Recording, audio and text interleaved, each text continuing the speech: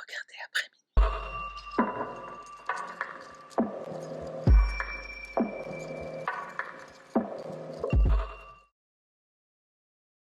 Salutations, moi c'est Sarah, bienvenue sur ma chaîne et on y va sans plus tarder. Avant de commencer, un grand merci au sponsor de cette vidéo, HelloFresh.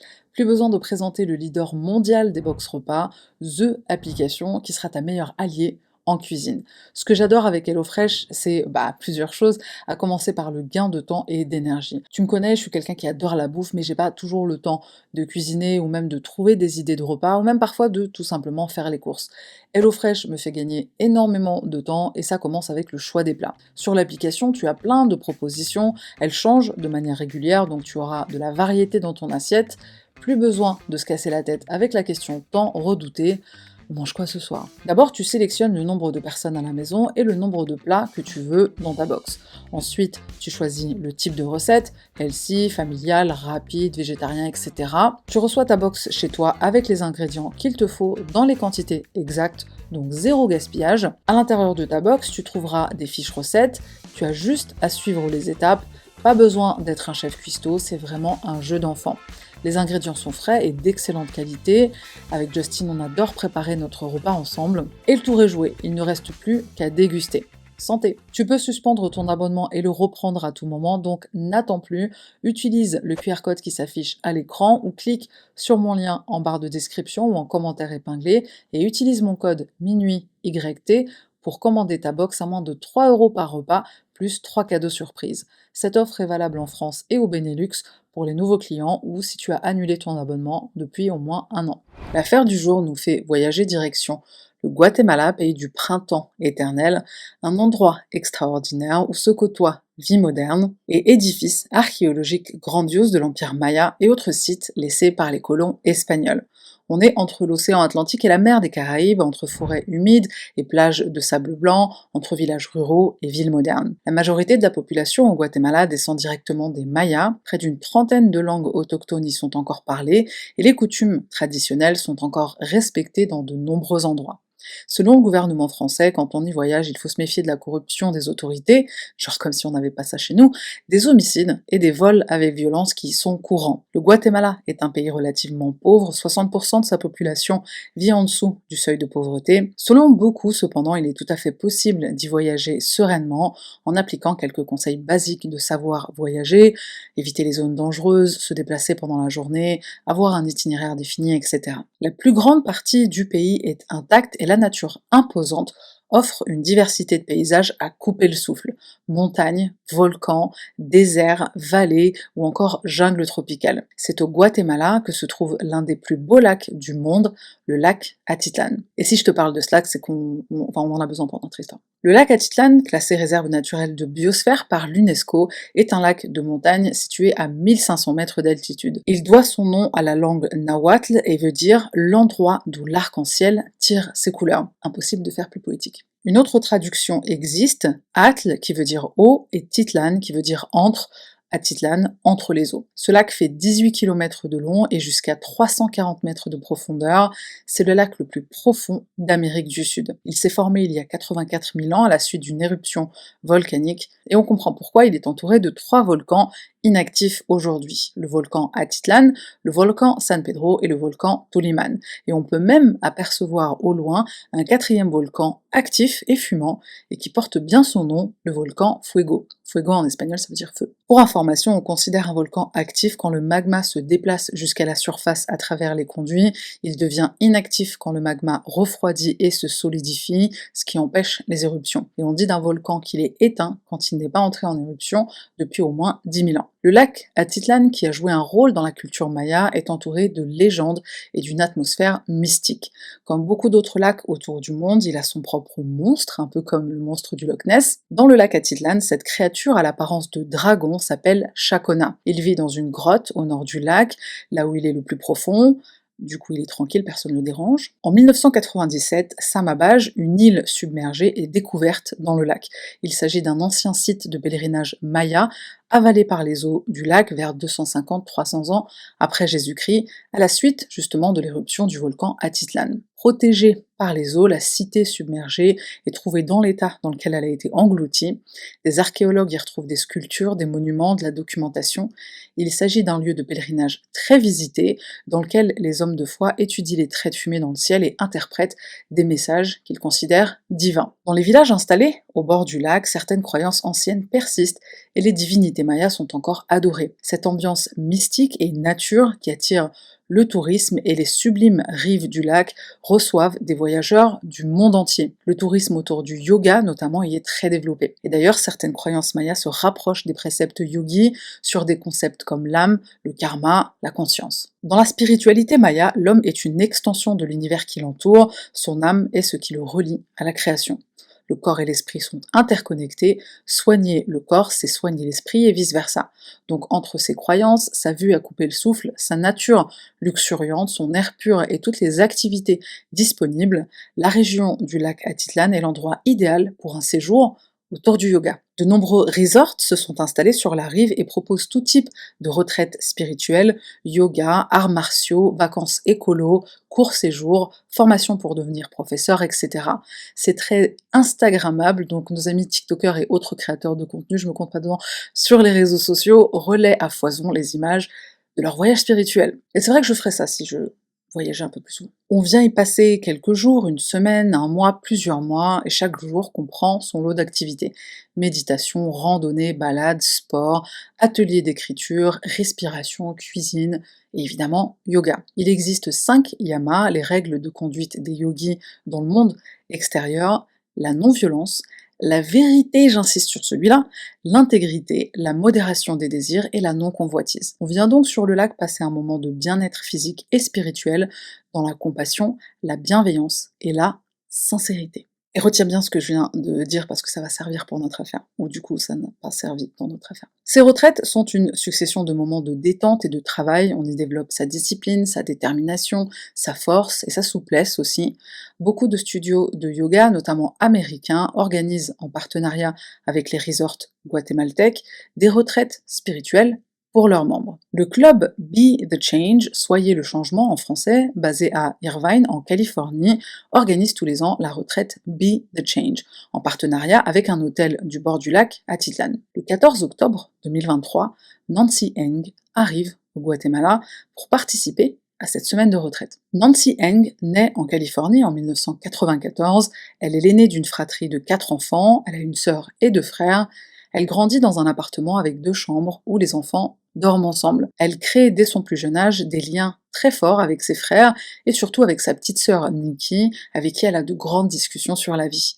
Nancy, elle sourit sans cesse, elle fait souvent les pires blagues possibles, elle se marre à ses propres blagues, et voyant que ses frères et sœurs ne suivent pas, elle a aucun problème à les expliquer encore et encore pendant de longues minutes, le tout en rigolant bien sûr. C'est une jeune femme chaleureuse, pleine d'attention, elle se souvient de tous les détails de la vie des gens qu'elle rencontre. Un jour, pendant la pandémie du Covid, son coloc tombe malade, Nancy est donc enfermée en quarantaine dans sa chambre, et elle se souvient qu'il lui a parlé de son repas d'enfance préféré, un verre de lait de soja et des mantou, des petits pains cuits à la vapeur. Il s'agit d'une recette chinoise, de petits pains de farine de blé généralement, qui peuvent être farcis de patates douces ou de citrouille. Nancy décide un jour d'aller faire des courses et elle prépare ce plat avec amour, elle le dépose sur un plateau devant la porte de la chambre de son coloc. Nancy, c'est une jeune femme aimante et bienveillante, elle est profondément passionnée par les gens. Il lui arrive fréquemment d'être en retard parce qu'elle est prise dans une conversation.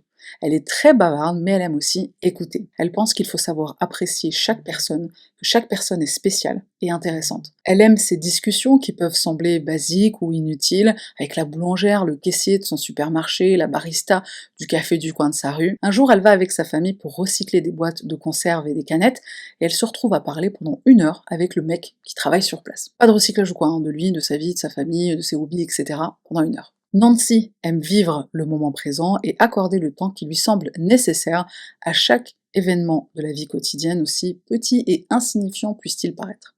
Elle aime parler d'émotions et d'histoires personnelles. En 2023, Nancy a 29 ans, elle réside à Monterey Park en Californie, juste à côté de Los Angeles. C'est une ville où résident beaucoup de jeunes actifs, de retraités et de familles. Les écoles y sont très bien notées. Et justement, Nancy a fait des études pour être professeure des écoles. Elle occupe un poste au sein de l'école élémentaire Garfield à Alhambra.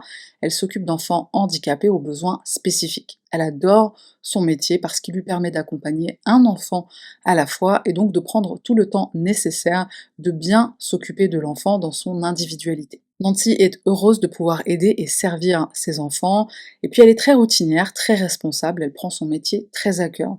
Son emploi du temps est hyper cadré, et elle s'épanouit dans cette organisation qui est millimétrée. Tous les matins, elle se réveille à 6h30. Après quelques étirements et un petit déjeuner, elle part travailler à 7h30. Elle finit sa journée avec les enfants à 17h. Elle se rend alors à des cours de yoga, discipline qu'elle découvre 4 ans auparavant. Sa sœur Nikki lui parle d'un essai gratuit dans un studio à quelques kilomètres de chez elle. Les deux jeunes femmes vont faire une séance d'essai. Nikki déteste, mais Nancy adore. Elle tombe amoureuse de cette discipline. Elle aime la connexion, la détente que ça lui procure. Après le yoga, Nancy, elle a un moment de calme et elle en profite pour retrouver des amis, s'occuper de son chat Momo, ou se cuisiner un bon dîner. Nancy n'est pas très bonne cuisinière, mais elle veut s'améliorer et elle y met surtout tout son cœur. Elle a récemment souscrit à un service de livraison de kits repas, et alors que sa journée tire à sa fin, elle travaille encore sur ses compétences. Et enfin, elle prépare sa journée du lendemain et elle se repose. Et ça recommence le lendemain, tous les jours de la semaine, toutes les semaines. On comprend qu'avec ce rythme intense, elle a parfois besoin de souffler, et pour la première fois en 2022, elle se rend à une retraite de yoga organisée par le studio qu'elle fréquente en Californie, la retraite Be the Change. Cette retraite conjugue plusieurs des passions de Nancy. Il s'agit de passer une semaine en pleine nature au Guatemala, entre yoga, randonnée et autres activités sportives et spirituelles. Nancy adore ce moment de repos qui lui permet de prendre un peu de recul sur son planning très chargé et très routinier. Là-bas, elle se reconnecte avec elle-même, avec la nature, et elle déconnecte un peu du rythme de sa vie quotidienne. Elle décide de repartir en 2023 pour le même voyage. Elle arrive le 14 octobre 2023 au Guatemala. Elle rejoint les hauteurs du lac Atitlan pour une semaine de paix et de relaxation. Le 19 octobre, après quelques jours de yoga, de méditation et d'activités, son groupe se rend sur les rives du lac Atitlan. Ils louent des kayaks et ils se rendent sur le lac pour un moment donc de détente avec une vue imprenable sur les volcans. Le 20 octobre, alors qu'elle fait la queue à la boulangerie, Nikki, la sœur de Nancy, reçoit un appel. C'est son père.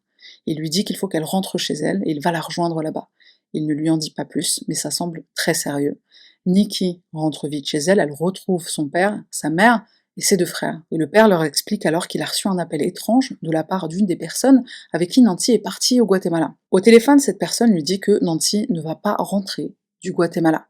Il essaie donc d'expliquer à sa famille ce qu'il en a compris, mais ça lui paraît tellement étonnant que lui-même ne comprend pas trop. Nancy, elle s'entend à merveille avec sa famille, elle aime son travail, elle n'a pas prévu de changer de vie. La famille est dans l'incompréhension totale. Et au départ, sa sœur Nikki se dit elle aime tellement le pays, elle veut peut-être y rester un peu plus longtemps, je vais lui parler, ça va lui passer. Nikki et ses frères tentent de téléphoner à Nancy, mais leurs appels restent sans réponse. Ils décident de rappeler la personne que leur père a eue pour essayer d'avoir des éclaircissements. Et ils appellent également les 11 autres personnes du groupe, les personnes présentes à la retraite spirituelle. Mais rien ne s'éclaircit, la situation reste ambiguë et surtout on ne sait toujours pas où est Nancy. Ce qui s'est passé, en réalité, c'est que Nancy a disparu alors qu'elle faisait une excursion à bord d'un kayak sur le lac Atitlan. Elle et 11 autres personnes se promènent calmement sur le lac, et à un moment, Nancy disparaît. Personne n'est capable de dire ni quand, ni comment. Personne ne l'a vu tomber à l'eau ou se noyer, personne n'est témoin de cette disparition. La dernière fois que la famille Eng a vu Nancy, c'était 2 jours avant son départ pour la retraite de yoga, donc le 12 octobre. Ils sont alors dans un restaurant chinois pour l'anniversaire de Nikki et Richard, et Nancy pose une question. Est-ce qu'on doit vraiment commander les ravioles de crevettes alors qu'on a déjà un autre plat de crevettes qui arrive? Elle est assise en face de Nikki, sa sœur, et elle lui demande sans cesse de quoi elle et son partenaire, assis à côté, discutent. Elle est à l'autre bout de la table, donc elle n'entend rien. Une scène de famille absolument normale et presque insignifiante, mais peut-être la dernière en présence de Nancy. À la fin du repas, Nancy rassemble toute la famille pour prendre 7 photos qui s'affichent à l'écran. Ils soufflent les bougies, mangent le gâteau d'anniversaire, ils se disent au revoir sur le parking du restaurant. Nancy annonce alors qu'elle doit se dépêcher de rentrer parce qu'elle doit finir sa valise en prévision de son départ au Guatemala à la même retraite que l'année précédente. et avec le même instructeur. C'est donc pas une nouvelle expérience, elle retourne dans un endroit qu'elle a aimé, qu'elle connaît, et c'est la dernière fois que la famille Eng verra Nancy. La famille, dépourvue et dans l'incompréhension la plus totale, appelle les autorités guatémaltèques pour lancer des recherches au plus vite. Les autorités sont contactées le 20 octobre, et également par l'un des participants de la retraite. Il n'est pas précisé lequel des 11 prévient les autorités, mais on sait que c'est le lendemain de la disparition que ce sera fait. Tout de suite, la question qu'on se pose, c'est pourquoi ce délai? Pourquoi attendre presque 24 heures pour signaler une disparition? Les autorités guatémaltèques attribuent 72 heures de ressources pour les recherches en cas de disparition, donc après 3 jours, si rien n'est trouvé, on abandonne. On déclare la personne portée disparue et on passe à autre chose. Des détectives sont envoyés pour rechercher Nancy, mais arrivés sur place, ils se retrouvent bien embêtés. Il n'y a personne à interroger, pas de témoin, personne n'a vu Nancy. Et pour cause, toute l'équipe de la retraite spirituelle s'est carapatée. Ils se sont tous barrés, ils sont rentrés aux États-Unis dans les 8 à 12 heures qui suivent la disparition de Nancy. Je suis un peu énervée. Les détectives demandent donc une assistance internationale pour pouvoir contacter ces personnes, et ça ne donne rien. En plus d'avoir plus ou moins fui le pays, de ne pas avoir aidé à rechercher Nancy au Guatemala, les membres du groupe de yoga ne parlent pas. Certaines sources indiquent que le groupe n'a pas réellement pris la fuite, chacun a juste repris son vol prévu, enfin chacun, presque. 2 personnes ont modifié leur vol. On n'en sait pas plus là-dessus, ce qu'on se demande bien sûr, c'est qui sont ces personnes qui ont modifié leur vol retour, et surtout pourquoi. Ce changement, est-ce qu'il est lié à la disparition de Nancy? C'est fort possible. Arrivés au bout de leur délai de 72 heures, les autorités guatémaltèques n'ayant rien trouvé, remballent leurs équipes. Et sauf qu'il est hors de question pour la famille Eng de déclarer Nancy disparue et de passer à autre chose. La famille prend alors en charge elle-même les recherches. Une cagnotte GoFundMe est lancée pour financer le Sherlock Holmesage, et les recherches se poursuivent. La famille embauche un service de recherche privé, la Black Wolf Helicopter. L'idée est de lancer les recherches le plus vite possible. Nancy est peut-être encore en vie et peut-être en danger, il faut agir vite. À défaut d'avoir des indications des témoins, les recherches se basent sur une vidéo de Nancy dans son kayak sur le lac Atitlan ce jour-là. Malgré ça, les recherches commencent autour du lac, mais Atitlan, c'est une zone très difficile. Déjà, le lac est immense et très profond, plus de 340 mètres à certains endroits. D'après Chris Sharp, directeur du Black Wolf Helicopter et organisateur des recherches aériennes, les eaux sont très sombres, le travail s'avère difficile. Les recherches commencent malgré tout à l'endroit où Nancy a été vue pour la dernière fois, l'endroit de la vidéo. Les équipes en hélicoptère ratissent toute la côte de chaque côté du lac. Un grand nombre de chercheurs volontaires et une équipe canine font également le tour du lac et vérifient les berges. Si la jeune femme s'est noyée, on imagine que son corps sera retrouvé quelque part. À l'issue de la première journée de recherche, rien. Pas de Nancy, ni vivante, ni morte, et pas plus d'indices sur l'endroit où elle pourrait se trouver. Chris Sharp rappelle que le lac est profond, froid, mais a priori il n'y a pas de tunnel souterrain, donc il y a peu, voire pas de risque que son corps soit coincé sous la surface. Il n'y a pas de prédateurs non plus dans la région, donc pas de risque que son corps ait été mangé. Alors où est Nancy? On en vient à douter du fait qu'elle ait disparu dans l'eau. Peut-être qu'il ne s'agit pas d'un accident, et pour rajouter à la frustration, sans témoignage, la position précise de Nancy au moment de sa disparition reste inconnue. Pourquoi les témoins ne veulent pas aider? Pourquoi 11 personnes gardent le silence? Et tu verras qu'il y a encore plus suspicieux comme comportement de leur part. La famille de Nancy tente de contacter quiconque dans la zone dispose d'un bateau, de matériel ou ne serait-ce que de temps pour aider dans les recherches. Le 21 octobre, 2 jours après la disparition, la zone est ratissée par des hélicoptères, des drones, des bateaux, des plongeurs, des piétons. Nombreux sont les volontaires qui se présentent. Et ils vont chercher pendant des semaines. La famille Eng cherche à obtenir les contacts des autres participants à la retraite de yoga, des éventuels témoins de la disparition de Nancy. Leurs noms et leurs coordonnées leur seront finalement donnés par le resort. Enfin, le 25 octobre, 6 jours après la disparition de Nancy, sa sœur Nikki envoie un email. Et ce premier email, elle l'envoie à une certaine Christina Blazek, apparemment la dernière personne à avoir vu Nancy en vie. Ce mail, il est plein de considérations. Nikki lui demande s'il est possible d'entrer en contact avec sa famille pour pouvoir obtenir même une miette d'informations supplémentaires qui leur permettrait peut-être de faire avancer les recherches. Ce mail restera sans réponse. La famille prend alors la parole publiquement à la télévision pour demander aux témoins de parler, les suppliant de les aider dans les recherches. Nikki dira: il y a des personnes parmi le groupe qui ont refusé de parler de ce qu'il s'est passé. Nous ne comprenons pas pourquoi ils refusent de parler s'il ne s'est rien passé d'abominable. Nous les supplions de bien vouloir nous venir en aide, nous avons besoin de réponses. Nikki raconte ensuite que son père dort avec son téléphone portable sur la table de nuit, attendant un appel, un SMS, n'importe lequel, une demande de rançon même, qui signifierait que Nancy est encore en vie. Le 31 octobre, une semaine plus tard, Nikki tente une nouvelle fois de joindre Christina Blasek, toujours par email. Cette fois, le ton est un peu plus pressant, et bien sûr, on comprend la frustration de Nikki et de sa famille quant à ce silence. Dans ce deuxième email, Nikki lui dit qu'elle et sa famille commencent à suspecter que Christina puisse avoir quelque chose à voir dans la disparition de Nancy, et son silence ne fait qu'alourdir leurs suspicions. Une fois encore, le mail reste sans réponse. Le 9 novembre 2023, ce sont des bateaux et des plongeurs qui se joignent aux 2 hélicoptères pour fouiller le lac, mais toujours aucun signe de vie de Nancy. Il faut que ces 11 personnes qui ont participé à la retraite avec Nancy et qui sont rentrées sans elle se mettent à parler. Ils sont la seule chance de pouvoir retrouver un jour Nancy, morte ou vivante. Le 13 novembre, Chris Sharp, l'enquêteur privé engagé par la famille Eng, balance publiquement 2 noms dans un communiqué de presse où il indique clairement que le cas est une affaire criminelle avec 2 suspects. Christina Blasek, la dernière personne à avoir vu Nancy vivante, celle qui reçoit 2 mails de sa famille la suppliant de donner des informations et qui refuse de répondre. Et la deuxième personne, c'est Eduardo Rimalda, aussi connu sous le nom de Yogi Eddie, c'est l'organisateur de la retraite. La famille explique: nous avons attendu 6 jours après l'incident pour contacter Christina Blasek, 6 jours de plus pour la relancer. Quand les médias ont parlé de notre situation le 3 novembre 2023, nous avons demandé aux témoins de parler sans donner leur nom. Après 10 jours, personne n'a parlé et les recherches s'essoufflent. Black Wolf Helicopter a alors rendu le nom de Christina public, et Chris Sharp dira aussi: pour moi, cela devient désormais une enquête criminelle parce que les témoins qui étaient présents au moment des faits ne se sont pas manifestés. Le lendemain de ces déclarations, soit 26 jours après la disparition de Nancy, Christina Blasek publie enfin un communiqué via son avocat. Le 15 novembre, quasiment un mois après la disparition de Nancy, l'avocat de Christina s'exprime au nom de sa cliente. Cet avocat, c'est Christopher Gardner. Il adresse un communiqué à la presse. Christina est défenseur public, un métier proche de celui d'avocat commis d'office en France, dans le comté de San Bernardino en Californie. Donc le droit, ça la connaît un peu. Et à travers la bouche de son avocat, voici ce qu'elle raconte. Elle donne sa version des faits de la journée. Le 19 octobre, elle, Nancy et 9 autres personnes se rendent sur le lac Atitlan pour une excursion en kayak.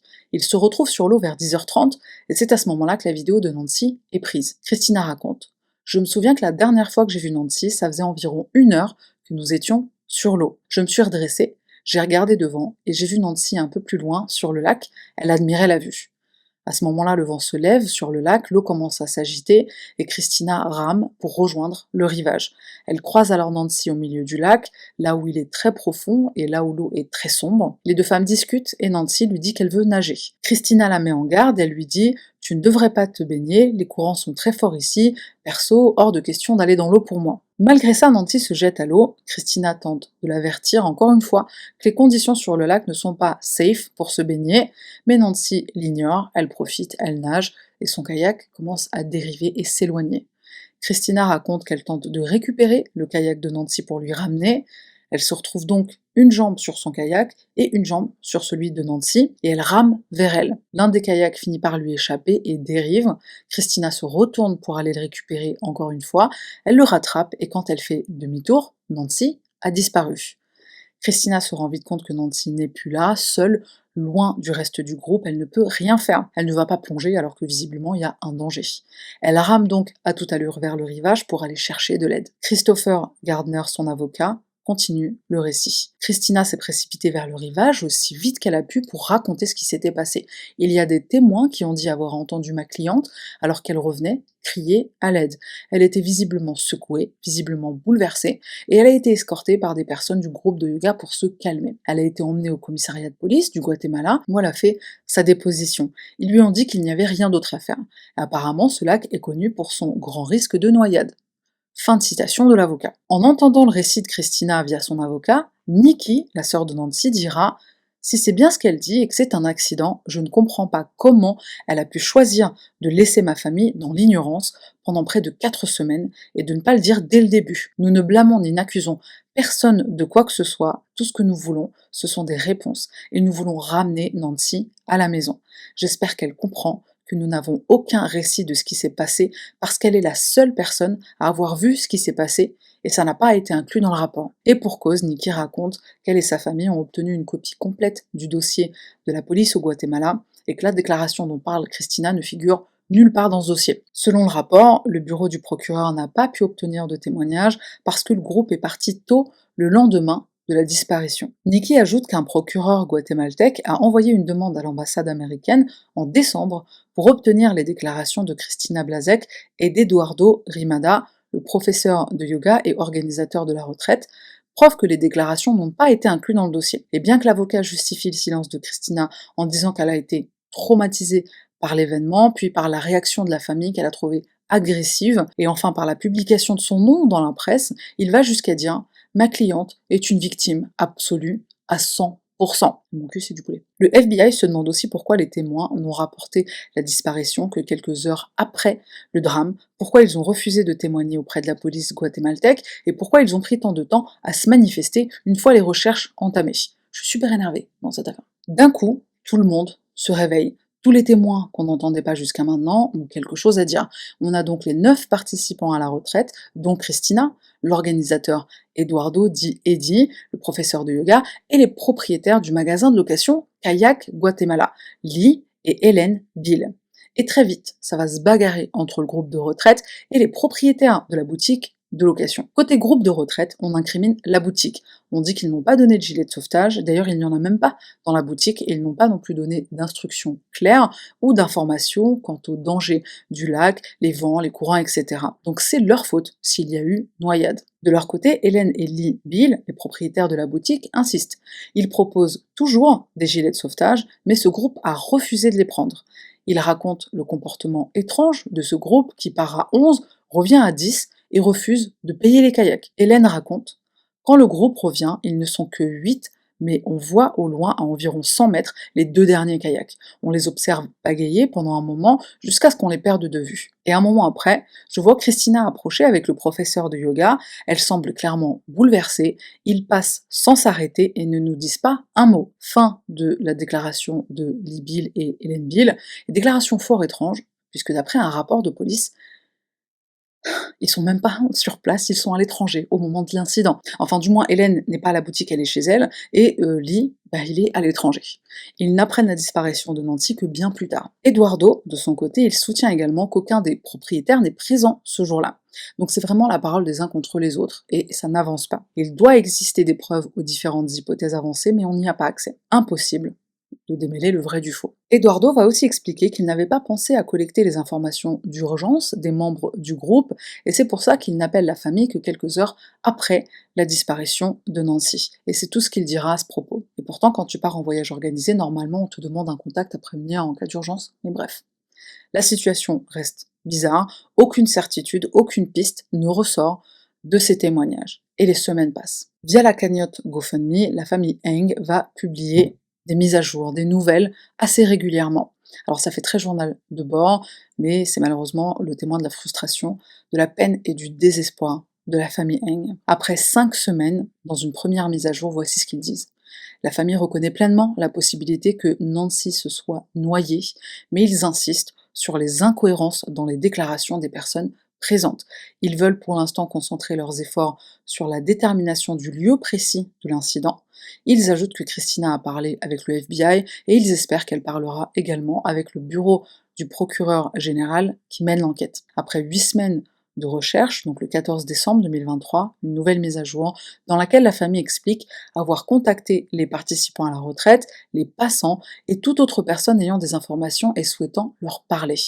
Nous avons organisé des efforts de recherche, disent-ils, engagé les autorités des États-Unis et du Guatemala et partagé notre histoire avec les médias. Les procureurs guatémaltèques ne disposent toujours pas de déclaration officielle de Christina Blasek ou d'aucun des participants à la retraite. Et malgré son implication, le FBI ne peut malheureusement pas partager d'informations avec eux, avec les équipes de recherche sur ce qu'ils ont fait ou sur ce qu'ils ont appris. Le 2 décembre, Bruce Legacy, une organisation bénévole spécialisée dans la recherche et le rétablissement des victimes de noyades, guidée par Keith Cormican, va commencer la recherche sous-marine. Et c'est grâce à des entretiens avec des témoins et à des analyses des conditions météo qu'on détermine une zone dans laquelle Nancy aurait pu se retrouver sous l'eau. Et pourtant, personne n'a réellement vu Nancy entrer dans l'eau. En tout cas, pas d'après leur déclaration, ou leur absence de déclaration. Après 12 semaines, soit le 11 janvier 2024, nouvelle mise à jour. La famille se rend enfin au Guatemala en décembre, dans le but bien sûr d'obtenir justice pour Nancy, et avant de retourner aux États-Unis, ils organisent une cérémonie pour Nancy sur le lac, en lisant des lettres à haute voix et en offrant au lac des collations et les boissons préférées de Nancy. Côté enquête, ils apprennent que malheureusement il n'y a toujours pas d'avancée. Après 15 semaines, février 2024, une information très lourde va tomber. Un pot de vin présumé aurait permis de omettre la déclaration de Christina et d'éviter qu'elle soit détenue dans le pays. La famille touche le fond, comme ils le décrivent dans cette mise à jour, à tel point qu'ils envisagent de peut-être tout abandonner. Ils considèrent de plus en plus la possibilité qu'ils n'auront peut-être jamais de réponse, jamais d'éclaircissement quant à toutes ces contradictions, ces incohérences autour de cette disparition mystérieuse. Et ils ne trouveront peut-être jamais la paix. Et voici les 4 contradictions majeures autour de cette affaire. D'abord, on a la supposée déclaration de Christina. D'après son avocat, elle aurait fait cette déclaration complète à la police au Guatemala, mais ni le commissariat, ni le bureau du procureur n'ont de traces. Les propriétaires de l'hôtel disent qu'ils ont accompagné Christina au poste de police avec un autre participant à la retraite spirituelle, mais plusieurs autres participants affirment que la déclaration de Christina avait été volontairement omise. Donc il y a cette rumeur de pot de vin pour effacer sa déclaration du dossier. Deuxième contradiction. Apparemment, il y a 2 individus sur le bateau qui ont trouvé et récupéré le kayak de Nancy. Une personne affirme que le kayak a été retrouvé à l'endroit avec la pagaie manquante. Et l'autre personne, qui se trouvait sur le même bateau, affirme que le kayak a été retrouvé à l'envers avec la pagaie à l'intérieur. Les Bill, propriétaires du kayak Guatemala Los Elementos Adventure Center, c'est un très long nom pour un centre de kayak, mais bref, donc les Bill affirment avoir reçu le kayak et la pagaie de Nancy. Et malheureusement, cet équipement a été remis avec le reste des kayaks et des pagaies dans le magasin, au lieu d'être correctement inspecté, collecté, mis de côté par les autorités. Une autre source annonce que la pagaie a été retrouvée grâce aux recherches aériennes et qu'elle a été placée sous scellé comme élément d'enquête. Troisième et dernière contradiction, monsieur et madame Bill, propriétaires du kayak Co machin, affirment à la télévision nationale qu'ils ont été témoins de l'itinéraire emprunté par le groupe sur le lac et que l'ensemble du groupe a refusé les gilets de sauvetage. Cependant, il est indiqué dans le rapport du procureur que monsieur Bill était à l'étranger au moment de la disparition de Nancy, et ça c'est facilement vérifiable, et il est aussi indiqué que madame Bill se trouvait chez elle au moment de l'incident. Les participants confirment qu'on ne leur a jamais proposé de gilet de sauvetage. Aucun gilet de sauvetage n'est visible dans le magasin et il n'y en avait pas non plus de disponible sur les kayaks. Et pour finir, le parquet guatémaltèque qui dirige l'enquête ne dispose toujours pas du témoignage de Christina. Le 20 décembre 2023, le procureur adresse une demande d'assistance internationale au ministère des Affaires étrangères pour obtenir la déclaration de Christina. Plus d'1 mois plus tard, la demande n'a toujours pas été reçue par l'ambassade américaine. À voir l'enquête enlisée, la famille Eng vit l'horreur. Nikki dit que sa plus grande peur, c'est que l'affaire devienne un cold case et que plus personne ne se soucie de sa sœur et que les recherches cessent même s'il n'y a pas de réponse. Son but est de continuer à parler de Nancy aux médias, c'est pour elle la seule solution pour faire entendre leur appel à l'aide et pour éviter que la disparition de Nancy ne soit oubliée. Au-delà des médias traditionnels, c'est un autre biais qui va permettre de garder la disparition de Nancy dans les esprits et de faire pression sur les témoins et sur les autorités. Alors que la famille Eng a du mal à joindre les médias au départ, la communauté TikTok va participer grandement à médiatiser l'affaire. Dans Business Insider ou encore Rolling Stone, on peut trouver les titres d'articles suivants. Les détectives de TikTok sont obsédés par le cas de Nancy Eng, une femme qui a disparu lors d'une retraite de yoga. Une vilaine vérité. Ou encore, Elle a disparu lors d'une retraite de yoga. Maintenant, TikTok cherche des réponses et fait passer, mine de rien, l'affaire au premier plan dans la presse traditionnelle. Les vidéos avec le hashtag Nancy Eng vont récolter 36 millions de vues sur la plateforme. Le créateur de TikTok, Ed Choi, dont le compte est fort de 500 000 abonnés, rapporte la disparition de Nancy depuis le 5 novembre et ses vidéos atteignent régulièrement des centaines de milliers, voire plus d'1 million de vues. Dans sa première vidéo, il aborde les circonstances étranges autour de la disparition mystérieuse. Ed Choi et d'autres ont depuis réalisé des vidéos faisant état de chaque mise à jour sur cette disparition. Le contenu True Crime est énorme sur TikTok et accumule régulièrement des millions de vues. Les détectives d'Internet jouent également un rôle important et en temps réel dans les affaires actuelles. Pour citer un des exemples les plus connus, quand Gabi Petito, influenceuse, disparaît en août 2021, les réseaux sociaux sont inondés d'informations et de théories sur sa disparition. Parallèlement à l'enquête officielle, certains de ces contenus participent à la résolution de l'affaire. Mais il faut se méfier, le grand danger de l'appât du like peut favoriser le contenu mal informé, insensible ou exagéré. Certains créateurs propagent des théories du complot qui n'apportent aucune aide aux enquêtes actives, voire même font diverger l'enquête sur des pistes sans fondement, et donc ça ralentit sérieusement l'enquête. Kendall Stony-Street, maîtresse de conférences en criminologie et sociologie à l'université de Sheffield en Angleterre, avertit: si vous regardez la couverture TikTok sur Nancy Eng, les vidéos qui ont le plus de likes incluent celles qui couvrent des complots, comme sa mort étant un sacrifice sectaire ou un crime de haine minutieusement coordonné.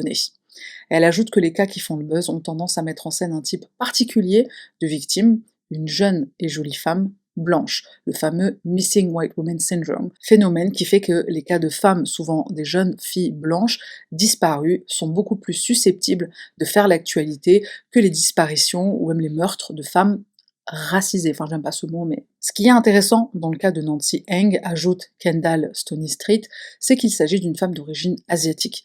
Une grande partie de la rhétorique des contenus concernant ce cas, de la part des créateurs asiatiques entre autres, porte sur la façon dont l'histoire de Nancy Eng devrait recevoir une visibilité similaire à celle de Gabi Petito. Et effectivement, bien que certains créateurs de contenu, dont Ed Choi ou Courtney Nicole et ses 1,2 million d'abonnés, aient réussi à faire connaître le cas de Nancy Eng, il n'a certainement pas fait la une des journaux autant que la disparition de Gabi Petito. Des vidéos sur TikTok avec le hashtag Gabi Petito ont recueilli 2,2 milliards de vues, soit 61 fois plus que celles avec le hashtag Nancy Eng. Et TikTok ne s'arrête plus. Alimenté par les nombreuses contradictions de l'affaire, la communauté TikTok recherche des réponses, émet des théories du complot et même de mensonges comme elle aime parfois le faire. Par exemple, le fait que Christina aurait dit avoir vu Nancy se noyer, mais c'est pas repris dans le rapport de police. Le temps que le bureau du procureur a mis à entrer en contact avec les témoins, la disparition de Nancy, qui est annoncée 24 heures après par les participants de la retraite et l'organisateur, qui soutient que l'événement a été déclaré le jour même, mais c'est pas ce qu'indiquent les registres de la police. La famille Eng, qui tente d'entrer en contact avec Christina, mais Christina qui refuse de leur parler, et le fait que 95% du lac soit fouillé, mais le corps de Nancy n'est toujours pas retrouvé. Si elle se noie et que les autres sont autour, pourquoi ne pas appeler les secours pour tenter de lui venir en aide, ou même récupérer son corps? Pourquoi est-ce que tout le monde est reparti aux États-Unis directement après les faits? Pourquoi ne pas expliquer simplement ce qu'il s'est passé? Et pourquoi les versions de chaque participant ne font que soulever plus de questions? Après 6 mois de recherche, la famille de Nancy, 29 ans, reste sans réponse quant à sa disparition. Sans aide des témoins, sans intérêt pour l'affaire de la part des autorités locales, sans transparence sur l'enquête de la part du FBI, il se rassure, parfois de façon illusoire, en se disant qu'elle est en retard et qu'elle pourrait réapparaître en disant qu'elle s'est retrouvée occupée et qu'elle n'a pas vu le temps passer. Certes, tu regardes cette vidéo probablement depuis la France, mais je sais aussi d'un peu partout dans le monde. Si tu as des informations sur Nancy, sur sa disparition, si tu souhaites te porter volontaire pour les efforts de recherche d'une manière ou d'une autre, tu peux contacter la famille Eng à l'adresse email suivante: helpusfindnancy@gmail.com. Donc je te mets l'adresse à l'écran et je la mets aussi en barre de description. Il y a aussi un compte Instagram dédié, pareil, je te mettrai ça en description, et je te mettrai aussi un lien vers la cagnotte GoFundMe. On n'aide que si on peut aider. La famille Eng donne d'autres façons de les aider, et je cite: alors que nous continuons à chercher des réponses concernant la disparition de Nancy, nous avons besoin de toute l'aide, du soutien et de la sensibilisation possible. À cette fin, nous vous demandons désespérément de procéder comme suit. 1. Continuez à partager et à publier nos mises à jour sur les réseaux sociaux. 2. Si vous êtes aux États-Unis, appelez, envoyez un email à vos élus locaux, étatiques et fédéraux pour leur demander de prendre les mesures nécessaires concernant cette affaire.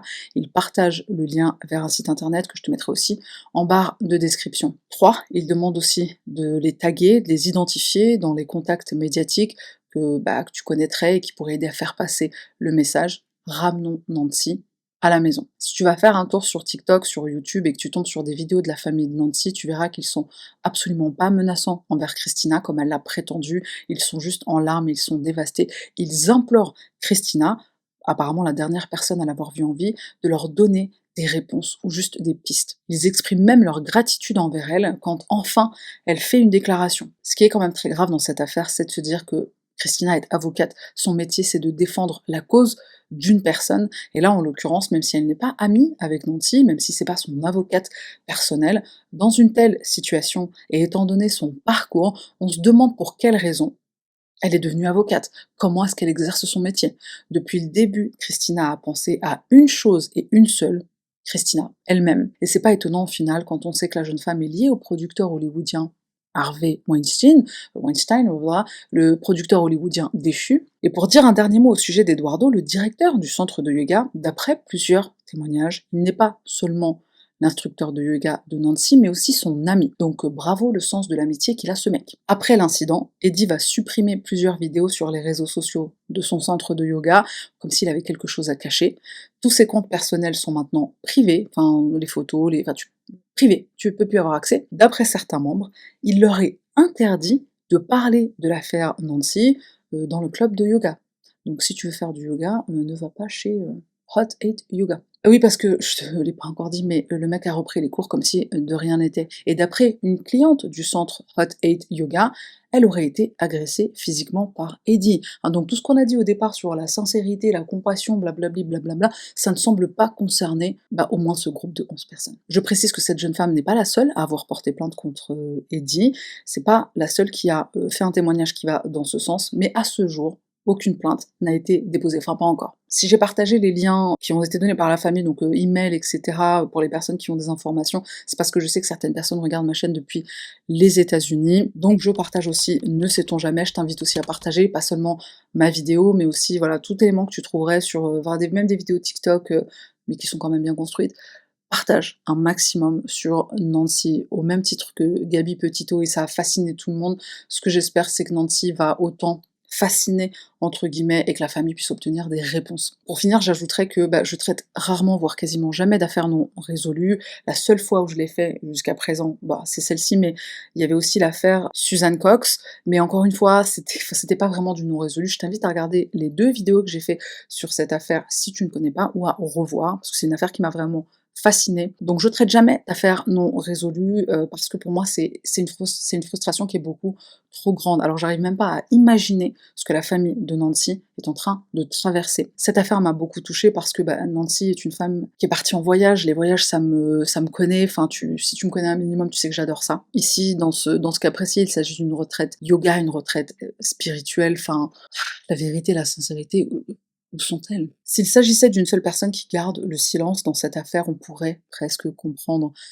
Mais là, wink wink, Christina, enfin, il n'y a pas qu'elle qui se tait, il n'y a pas qu'elle qui garde le silence. Ici, il s'agit potentiellement de 11 personnes qui ne veulent pas parler et qui retournent à la maison comme si de rien n'était. Nancy, elle est probablement morte. Dans quelles conditions? Pourquoi? Est-ce que c'était un accident? Est-ce que c'était pas un accident? J'espère de tout cœur pour elle, pour sa mémoire et pour sa famille, que ce mystère sera un jour levé. Et avant de se quitter, encore merci au sponsor de cette vidéo, HelloFresh, le leader mondial des box repas. Tu peux suspendre ton abonnement et le reprendre à tout moment, donc n'attends plus, utilise le QR code qui s'affiche à l'écran ou clique sur mon lien en barre de description ou en commentaire épinglé et utilise mon code MINUITYT pour commander ta box à moins de 3 € par repas, plus 3 cadeaux surprises. Cette offre est valable en France et au Benelux pour les nouveaux clients ou si tu as annulé ton abonnement depuis au moins 1 an. Merci d'être resté jusqu'à la fin de cette vidéo, merci aux personnes qui me soutiennent en partageant, en mettant des commentaires et en s'étant abonné. C'est tout pour moi et on se retrouve la semaine prochaine pour une nouvelle affaire.